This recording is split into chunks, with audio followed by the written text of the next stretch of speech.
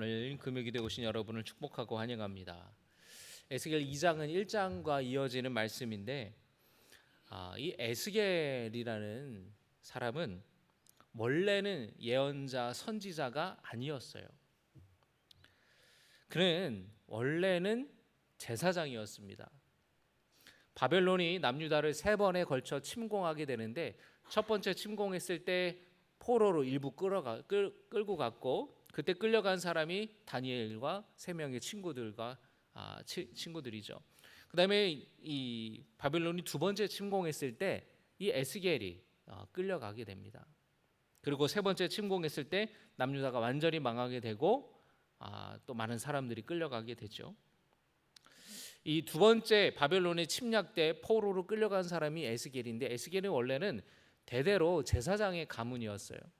그래서 어릴 때부터 그 제사장의 직무를 수행하기 위해서 훈련받고 또 배웠던 사람입니다. 그런데 그가 바벨론에 끌려올 때 25살의 나이였습니다. 5년이 지났어요. 30살이 됐습니다. 제사장의 직무를 수행해야 되는 나이가 됐는데 그는 제사장의 직무를 수행할 수가 없었습니다. 왜 그렇죠? 지금 예루살렘 성전에 아니라 바벨론에 끌려왔기 때문에 그가 30살이 될 때까지 대대로 제사장인 가문이었고, 제사장의 직무를 수행하기 위해서 그가 준비해 왔지만 그는 제사장으로 섬길 수가 없는 상황이었습니다.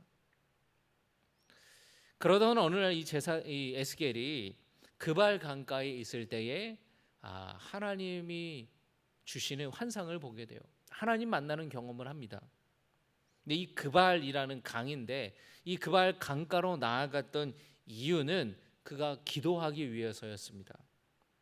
이 유다 백성들이 예루살렘 성전이 그들의 신앙의 중심지였고 기초였는데 바벨론 포로로 끌려갔잖아요. 근데 그들이 어떻게든지 그 자신들의 믿음을 지키기 위해서 어떻게 신앙생활을 했냐면 회당을 중심으로 신앙생활을 했습니다. 그래서 오늘날에는 이제 그 이후로 회당 중심의 신앙생활을 하게 되는데, 이 그발강가로 갔던 이유는 그들이 정결 예식을 하기 위해서였어요. 물로 깨끗이 씻고 정결 예식을 하기 위해서 강가로 찾았고, 그들이 그 강가에서 돌아갈 수 없는 고국을 생각하면서 때로는 그리워하고 또 슬퍼하며 울었던 장소인 동시에 그곳에서 그들은 또 하나님께 기도했던 곳이에요. 그래서 유대인들은 회당이 없을 때에는 강가로 모여서 기도를 했습니다. 사도 바울이 빌립보로 처음 들어갔을 때에 어디를 찾아갔죠? 강가를 찾아갔어요. 왜? 그곳에 회당이 없었기 때문에, 빌립보 도시에 회당이 없었기 때문에 유대인들이 강에 모여서 정결 예식을 하고 기도할 거라고 생각했기 때문에 사도 바울이 강가로 찾아간 거예요. 이 그발 강가에 에스겔이 갔습니다. 그곳에서 애통하면서 그가 이제 포로로 끌려온 지 5년째 됐어요. 언제 또 고향으로 돌아갈 수 있을까? 고향을 그리워하면서 또 그가 기도하였습니다. 근데 그때에 하나님께서 에스겔과 만나 주신 거예요. 여러분, 슬픔과 상한 마음이 있을 때에 여러분 기도의 자리로 나아가시기를 바랍니다. 기도할 때 주님이 찾아오시는 믿습니다. 기도할 때에 주님이 만나 주심을 믿습니다. 여러분, 오늘 금요기도에 참 잘 오셨어요. 여러분이 어떤 분들은 기쁘고 즐거운 마음으로 오시기도 했지만 어떤 분들은 답답한 마음, 어떤 분들은 슬픈 마음, 어떤 분들은 막막한 마음으로 오신 분도 계실 겁니다. 여러분, 그런데 그런 상황에서 기도의 자리로 나올 때 주님이 만나 주신다라는 거예요. 우리 옆에 있는 분들과 앞뒤에 있는 분들과 함께 인사합시다. 기도하러 잘 오셨습니다. 주님을 만나시기 바랍니다. 할렐루야. 에스겔이 하나님의 영광의 형상을 보았어요. 그리고 주님의 그 보좌를 모시고 있는 천사인 그룹, 스랍이라고도 하고 그룹이라고 하는 천사들을 또 봤습니다. 이거는 에스겔에게 굉장히 충격적인 놀라운 사건이었고, 그가 가지고 있는 인식을 완전히 전환시키는 놀라운 경험이었어요. 왜냐하면 여러분, 고대 사람들은요, 자신들이 믿는 신이 그 땅, 그 지역을 벗어나지 않는다고 생각했어요. 그러니까 이스라엘 사람들은 어떻게 생각했습니까? 하나님은 어디에 계시다고만 생각한 거예요? 유다 땅에. 그리고 예루살렘 성전을 짓고 나서는 성전 안에만 머무시는 하나님, 이스라엘 땅, 유다 땅에만 머무시는 하나님으로 생각했다라는 것이에요. 여러분 하나님께서 하나님을 만나고 하나님이 임재하시는 것이 우리는 예배당 안에서만 가능한 것은 아니라고 우리는 믿잖아요. 우리 집에서도 얼마든지 말씀을 통해서, 기도를 통해서, 찬양을 통해서 주님을 만나기도 하고, 우리 일상 속에서 주님의 임재를 경험하잖아요. 그리고 한국에 역사하시는 하나님인 미국에서도 역사하시고 유럽에서도 역사하시고 아프리카에서도 역사하신다고 우리는 믿지 않습니까? 그런데 옛날 사람들은 그렇게 생각하지 않았다라는 거예요. 그런 세계관과 그런 인식이 에스겔에도 있었겠죠. 그런데 지금 에스겔은 바벨론에 있는데 지금 누구를 마주하게 된 거예요? 하나님의 영광의 형상을 그가 환상 가운데 보았던 거예요. 그 사건은 에스겔의 완전한 인식의 전환을 가지고 온 어마어마한 사건이었습니다. 하나님이 바벨론에도 함께 하시는구나. 남유다에서부터 우리가 나라가 바벨론 침략을 당하고 포로로 끌려와서 이제는 하나님을 만날 수 없다고 생각했고, 우리가 기도해도 정말 하나님이 들으시는 걸까? 확신도 없고, 그 나라를 그리워하며 하나님의 임재를 그리워했는데, 하나님이 이 낯선 이방 땅에서도 하나님이 계시는구나, 우리와 함께 하시는구나라는 것을 에스겔이 경험했다라는 거예요. 여러분, 언제 어디서나 기도하는 자, 사모하는 자, 하나님을 찾는 자에게 하나님은 만나주시고 그 기도를 들어주시는 분임을 믿으시기를 주님의 이름으로 축복합니다. 모든 민족과 역사 가운데에 자유롭게 일하시는 하나님이라는 것을 에스겔이 경험한 거예요. 새로운 하나님을 만나는 거예요. 여러분, 고통의 자리에, 슬픔의 자리에, 기도의 자리에서 우리는 새로운 하나님을 만나게 되는 것입니다. 그런데 하나님께서 바벨론에게 임재하신 특별한 목적이 있었어요. 하나님의 형상 앞에 엎드린 이 에스겔에게 하나님은 일어서라고, 내 발로 일어서라 말씀하십니다. 그리고 에스겔에게 말씀하시기를, 내가 너를 이스라엘 자손 곧 패역한 백성, 나를 배반하는 자에게 보내노라. 따라합니다. 내가 너를 백성에게 보내노라. 간단히 말하면 그런, 내가 너를 보내노라. 근데 누구에게? 이스라엘 자손, 패역한 백성, 나를 배반하는 자에게 보낸다라는 겁니다. 2장 3절의 말씀 우리 같이 읽겠습니다. 2장 3절입니다. 시작.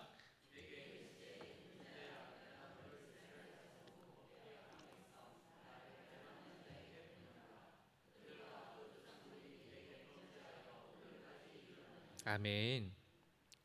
하나님은 이스라엘 백성들이 패역한 백성이라고, 나를 배반한 백성이라고, 그들뿐만 아니라 그들의 조상들까지도 범죄한 자들이라고 말씀하십니다.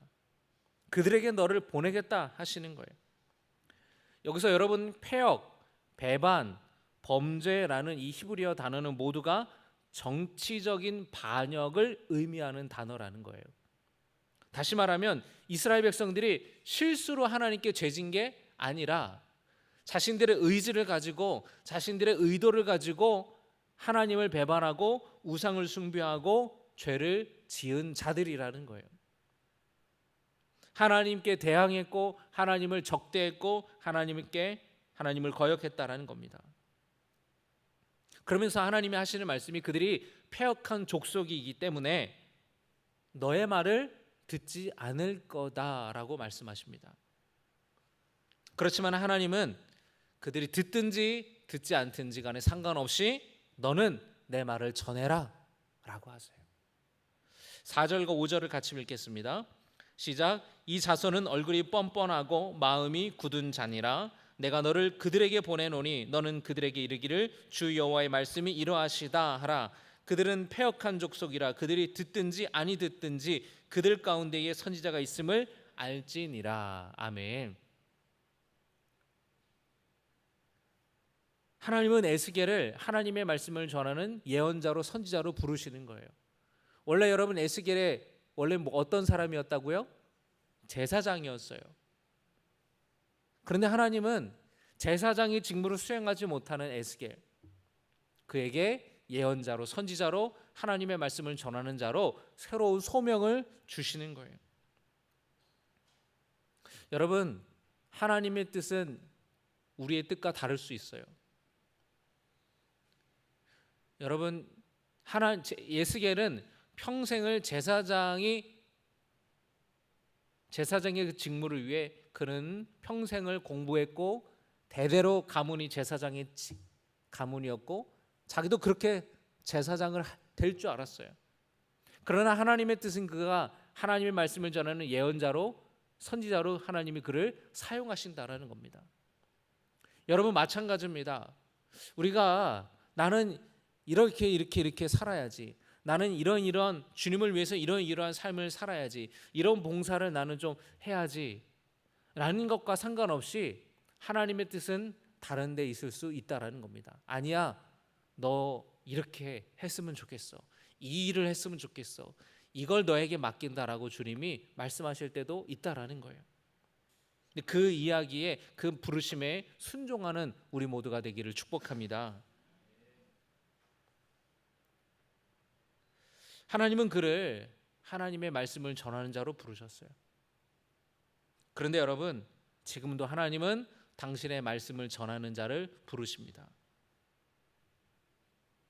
그 부르심이 우리 모두에게 있어요.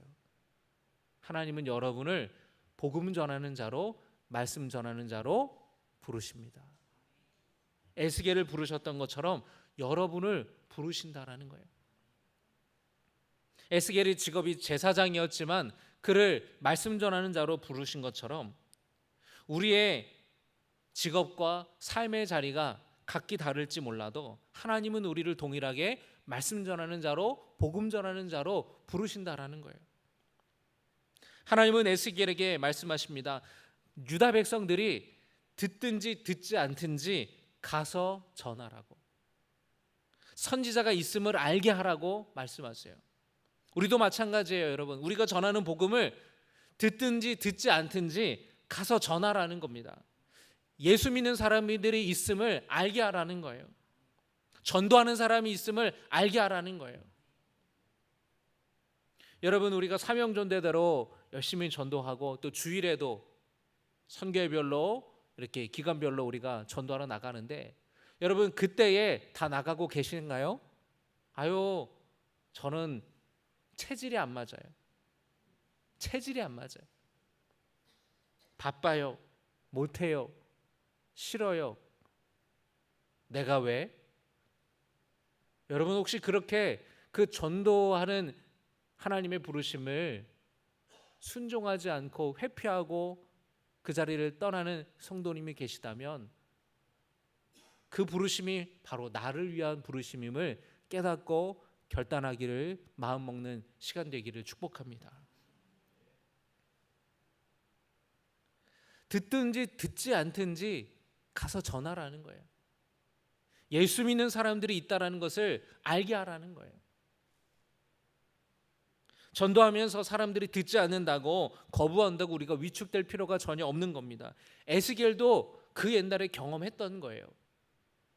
에스겔이 전하는 말씀도 저는 거부했는데 하물며 우리는 어떻겠습니까? 아담의 범죄 이후 모든 사람은 마음 가운데에는 하나님을 벗어나려고 하고 하나님에 대적하려고 하고 하나님께 대해서 무관심하고 하나님 없이도 얼마든지 살 수 있다고 하는 교만이 사람들에게 있어요.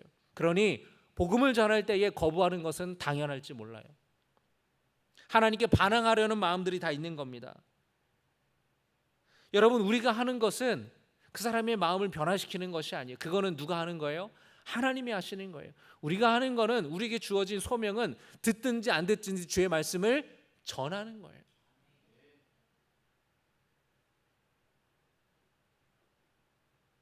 그러나 그 일은 쉬운 일은 아니죠. 하나님께서 에스겔에게 말씀 전하는 일이 얼마나 어려운지를 알려주시는 겁니다. 그것은 마치 가시와 찔레가 함께 있는 것과 같고 전갈 가운데 거주하는 것과도 같다라고 말씀하세요.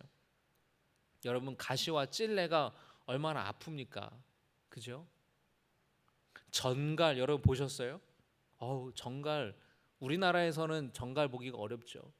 근데 고대 이 근동, 이 중동 지방에 가면은, 아프리카 지역에 가면은 전갈이, 무시무시한 이 전갈이 있잖아요.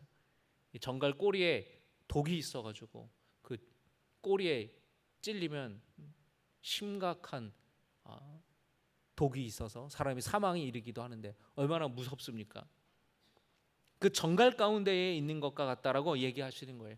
6절의 말씀 같이 보겠습니다. 인자야, 너는 비록 가시와 찔레와 함께 있으며 전갈 가운데 거주할지라도, 같이 읽겠습니다. 시작. 그들을 두려워하지 말고 그들의 말을 두려워하지 말지어다. 그들은 패역한 족속이라도 그 말을 두려워하지 말며 그 얼굴을 무서워하지 말지어다. 할렐루야. 두려워하지 마라, 두려워하지 마라, 두려워하지 마라, 무서워하지 마라. 몇 번을 지금 강조해서 하시는 말씀이에요? 6절에서 4번이나 지금 강조해서 하시는 말씀입니다. 그들의 말을 두려워하지 마라, 그들의 얼굴을 무서워하지 마라. 여러분, 에스겔이 하나님의 말씀을 전했을 때 유다 백성들의 반응이 어땠을지 우리가 예상해 볼 수 있잖아요. 에스겔이 2차 포로로 붙잡아 와서 아직 예루살렘 성과 성전이 부서지고 무너지기 전이었어요. 근데 에스겔이 백성들에게, 포로 끌려온 백성들에게 그들의 죄악에 대해서 책망했습니다. 성전 안에서까지 우상 숭배했던 그 죄악에 대해서 책망했고, 가난하고 힘없는 사람들을 억압하고 착취했던 것에 대해서 책망했고, 그들의 신앙이 형식적이고 위선적인 것에 대해서 책망했어요. 하나님이 심판의 도구로 바벨론을 사용하셔서 지금 유다를 쳤고 너희들이 그렇게 해서 포로로 끌려온 것이라고, 지금 너희들이 온 것이 너희들의 죄 때문이라고, 너희들의 조상의 죄 때문이라고 하나님의 징계를 받고 있는 것이라고, 그리고 예루살렘 성은 그리고 함락되고 성전은 무너질 거라고 이야기를 했어요. 죄를 듣고 이 죄를 깨닫고 회개해야 된다, 그래야 하나님이 회복시켜 준다 라고 말씀을 전했습니다. 여러분, 이 말씀을 들었을 때에 유다 백성들의 반응이 어땠을까요? 어떤 사람들은 예루살렘 성과 성전이 무너지기 전이었으니까 절대 그럴 리 없다, 부정적인 반응을 보였을 거예요. 그리고 너도 우리처럼 똑같이 포로로 붙잡혀온 주제에 지금 무슨 말하는 거냐, 이 에스겔의 권위를 인정하지 않았을지도 몰라요. 우리는 잘못한 게 없다, 자신들의 죄를 인정하지 않았을 겁니다. 하나님의 말씀을 거부하고 조롱하고 비웃었을 거예요. 그들의 얼굴은 어땠을까요? 그들의 표정은 어땠을까요? 냉소적이고 조롱하는, 그리고 그 거부감으로 인하여서 불편한 표정, 화가 난 표정이었을 겁니다. 유다 백성들이 그런 말을 하고 그런 표정을 지을지라도 두려워하지 말라는 거예요. 무서워하지 말라는 거예요. 여러분, 이 말씀 속에는 어떤 것이 생략되어 있습니다. 무엇이 생략되냐면 내가 너와 함께 하겠다. 그러니까 두려워하지 마라, 무서워하지 마라 라고 말씀하시는 거예요. 여러분, 우리가 어떤 돌발적인 상황에서 뭔가 확 발생하면 사람이 놀라잖아요. 당황하기도 하고 어쩔 줄 모르기도 하고, 내가 어떤 얘기를 했는데 상대방이 정색을 하면서 반응을 한다면 내가 잘못했나? 내가 실수했나? 놀라잖아요. 이 에스겔이 하나님이 미리 알려주지 않았다면 하나님의 말씀을 전했을 때 유다 백성들의 반응을 보고 에스겔이 놀랐을 거예요. 그리고 무서웠을 거예요. 두려웠을 거예요. 하나님이 미리 알려주시는 겁니다. 미리 알려줄 테니까 그런 일이 있을 거야. 네, 그런데 내가 너 함께 할 거니까 두려워하지 마라. 알고 대하는 거랑 모르고 대하는 거랑은 다르죠. 하나님 미리 알려주시는 거예요. 함께 하시겠다고 약속하시는 거예요. 여러분, 우리도 누군가에게 복음을 전하고 하나님의 말씀을 전할 때에 에스겔이 들었던 조롱과 비웃음과 에스겔이 보았던 그 화나고 불편한 딱딱한 표정들을 우리가 전도하면서 상대방을 통해 보게 될지도 몰라요. 전도하러 나가는데 환영하고 칭찬하고 훌륭하다 그러고 얼마나 힘드냐고 커피 사주고 밥 사주는 사람이 있어요? 아니에요. 바빠요. 지나가고 쌩 무시하고 거부하고 교회에 대해서 비판하고 심하면 그런 사람들을 만나요. 그런데 그게 어떻게 보면 당연한 거예요. 에스겔도 그런 경험을 했어요. 그리고 우리도 복음을 전하러 나갈 때에 하나님의 말씀을 전할 때에 그런 경험을 우리는 합니다. 우리만 겪는 일이 아니에요. 에스겔도 이미 겪었던 일입니다. 그러나 하나님께서 우리와 함께 하심이 여러분 두려워할 필요가 없다라는 거예요. 우리는 그저 듣든지 안 듣든지 복음을 전하면 되는 거예요. 그러면 우리의 사명을 감당한 겁니다. 여러분, 복음 전하는 일 무서워하지 마시고 두려워하지 마시기 바랍니다. 그 사명 충실하게 감당하는 주님의 자녀들 되어서 잘하였다가 착하고 충성된 종아 칭찬받는 주의 성도들 되시기를 축복합니다. 여러분, 그런데 그 다음에 하나님이 에스겔에게 하신 그 말씀은 우리의 정신을 번쩍 들게 하는 말씀이에요. 정신이 그냥 바짝 차리게 하는 말씀이에요. 이 에스겔이 환상을 본 이후에 일주일이 지났어요. 그리고 다시 하나님이 에스겔을 부르셔서 하나님께서 말씀하시는데 그 말씀이 3장의 말씀이거든요. 3장에서 하나님 뭐라고 말씀하시냐면 내가 너를 이스라엘의 파수꾼으로 세웠다라고 말씀하세요. 에스겔 3장 17절의 말씀입니다. 같이 읽겠습니다. 시작.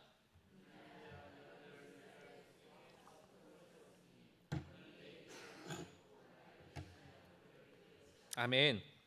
내가 너를 이스라엘 족속의 파수꾼으로 세웠다.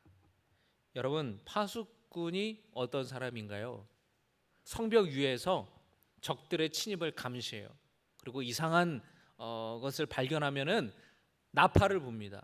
그래서 성 안에 있는 사람들을 깨우는 거예요. 경고하는 거예요.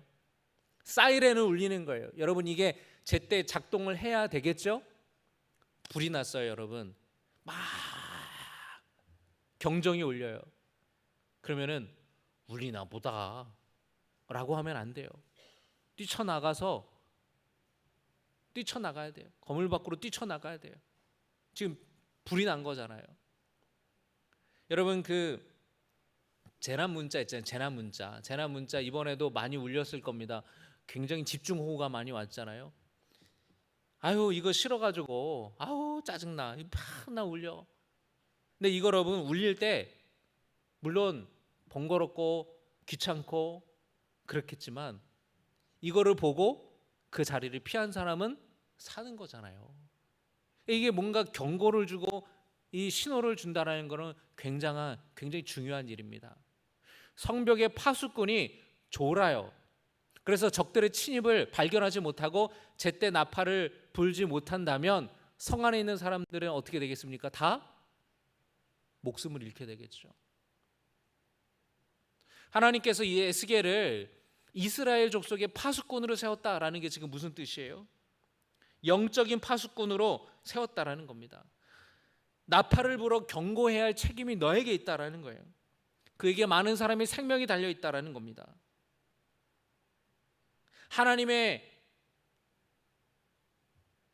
심판으로 너희들의 지금 이렇게 징계를 받고 있는 것이다. 깨닫고 하나님께로 돌아오라라는 그 하나님의 말씀을 전하는 자, 그 파수꾼으로 하나님이 세우셨다라는 거예요. 3장의 말씀 보면은 그렇게 말씀하십니다. 18절과 19절의 말씀을 한번 볼게요.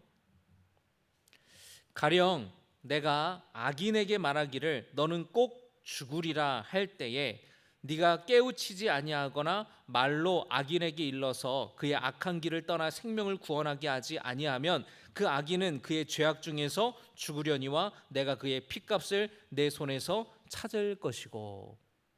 여러분이 절이 길어가지고 간단하게 얘기하면 악한 사람에게 심판이 임한다고 말하지 않아서 그가 죄악 가운데 죽는다면 그 책임이 에스겔에 있다라는 거예요. 여러분 이해되시나요? 하나님의 말씀을 전하지 않아서 악인이 돌이키지 않고 죽으면 그 책임은 누구에게 있어요? 알리지 않은 에스겔에 있다라는 거예요. 근데 알렸는데 그가 돌이키지 않아서 그렇게 죄 가운데 죽으면 그 책임은 누구 책임이에요? 에스겔이 아닌 그 사람 책임이라는 거예요. 또 의인에게 의인인데 그가 의인이었지만 죄를 저질렀어요. 그 사람에게도 똑같이 가서 하나님의 말씀을 전해요.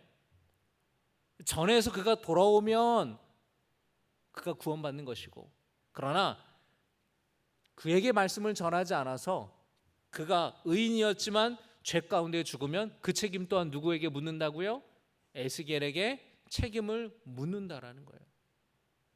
여러분 우리 정신이 번쩍 나지 않아요?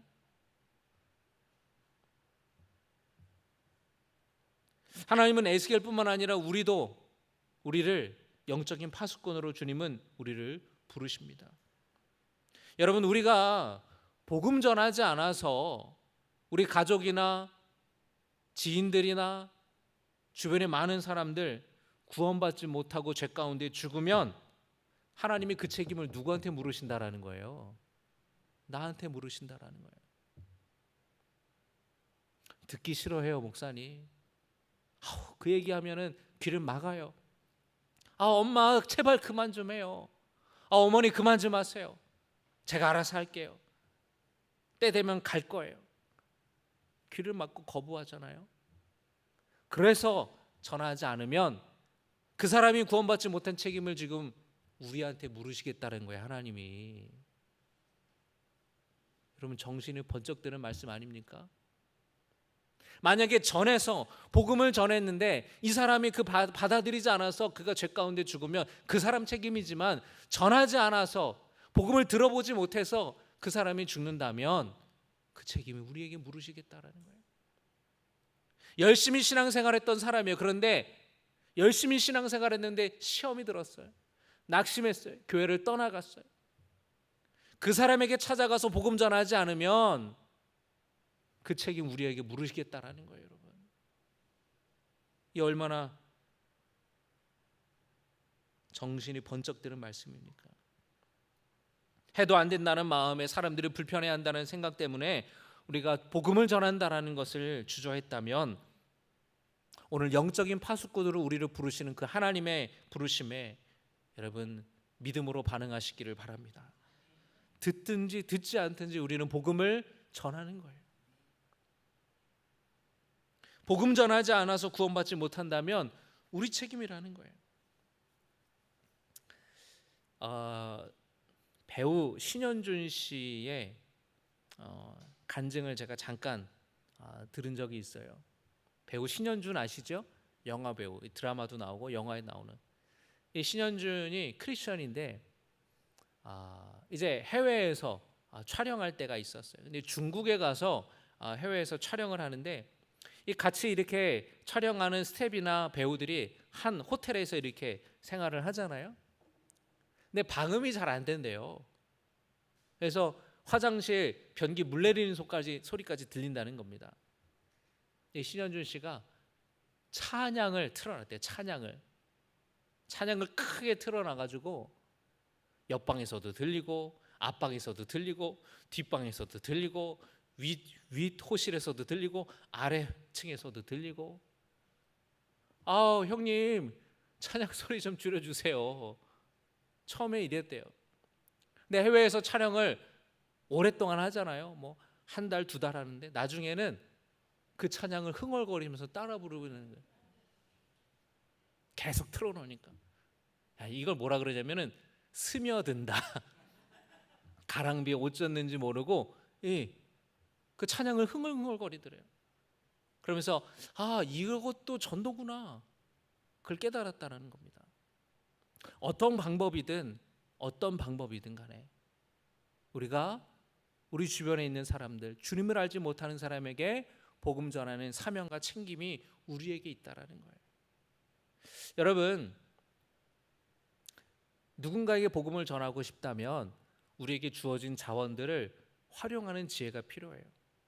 교회에 여러분 평소에 참 나는 이 찬양이 너무 좋아, 또는 우리 교회 찬양팀이 이렇게 찬양하는 그 찬양에 참 나는 은혜를 받았어, 또는 목사님 설교 중에 참 이 설교를 참 다른 사람에게 좀 나눴으면 좋겠다, 참 감동이 됐다, 은혜가 됐다라는 게 있으면 여러분 그 교회 유튜브 채널에서 다 링크 해가지고 카톡으로 이렇게 보내는 게 얼마나 좋은 거예요. 그래서 그 사람이 또 그 찬양을 듣고 또는 그 말씀을 듣고 그 마음에 놀라운 변화가 일어날지 누가 알겠냐라는 거예요. 그건 누가 하시는 거예요? 하나님이 하시는 거예요. 성령께서 하시는 것이고, 그걸 전하는 건 누가 하는 거예요? 그건 우리가 하는 거예요. 그거 하면 우리는 우리의 사명을 다하는 거예요. 파수꾼의 사명을, 파수꾼의 책임을 다하는 거예요. 이거 하면 좋아할까? 싫어하지 않을까? 불편해하지 않을까? 이럴 거면 만나지 맙시다 이러지 않을까? 두려워해서 전하지 않으면 그 사람이 결국에 복음 듣지 못하고 죽는다면 여러분 하나님의 책망을 우리가 어떻게 하나님 앞에서 뭐라고 주님께 말씀을 드릴 수 있겠습니까? 파수꾼으로 부르시는 주님, 그 복음을 전하는 데 힘쓰는 우리 모두가 되기를 주님의 이름으로 축복합니다. 다음 주에 우리 교회에서 태국으로 단기 선교를 떠나요. 여러분 기도해 주시기를 부탁을 드립니다. 그 태국 땅에 한 번도 복음을 들어보지 못한 사람들이 얼마나 많겠어요. 불교 국가고, 그곳에서 한 번도 복음을 들어보지 못했던 사람들에게 복음을 전하고 주님의 사랑을 전하고 주님을 알게 할 때에 주님이 너무나 기뻐하지 않으시겠습니까? 그 사명이 때로는 힘들고 어려운 일이 있을 거예요. 그러나 주님이 기뻐하시는 일이라면 그 사명을 감당할 수 있는 우리 모두가 되었으면 좋겠습니다. 얼마 전에 한 선교사님이 돌아가셨어요. 감리교에서는 선교사를 파송할 때 부부를 파송합니다. 혼자 보내지 않아요. 그러니까 우리 교회도 보면은 우리 교회가 돕고 있는 허일성 선교사님, 장혜지 선교사님, 이번에 가는 태국 우동탄의 이윤수 선교사님, 한소연 선교사님 부부가 다 선교사로 가잖아요.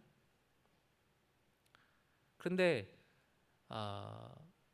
남편 선교사님이 갑자기 폐혈증으로 쓰러지셔서 며칠 만에 인도에서 돌아가셨어요.